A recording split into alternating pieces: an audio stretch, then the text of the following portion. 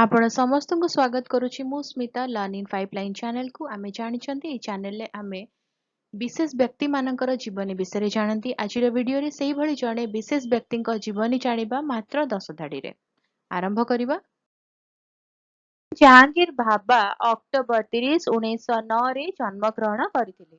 भारतर आणविक कार्यक्रम जनक बोली कुहा जाए।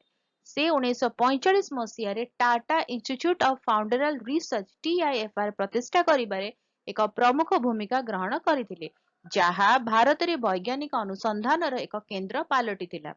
भारतर प्रथम परमाणु गवेषणा केंद्र भाभा परमाणु गवेषणा केंद्र BARC प्रतिष्ठा करिबारे देशर प्रमुख परमाणु शक्ति कार्यक्रम भित्तिप्रस्तर स्थापन करिबारे भाभा प्रमुख भूमिका ग्रहण करथिले। 1950 दशक भाभा अंतर्जातीय आणविक शक्ति एजेंसी सम्मेलन रे भारतर प्रतिनिधित्व करथिले। 1955 मसीह स्विट्जरलैंड जेनेवा रे परमाणु शक्तिर शांतिपूर्ण व्यवहार उपरे मिलित जाति संघर सम्मेलन सभापति भाव में कार्य करथिले।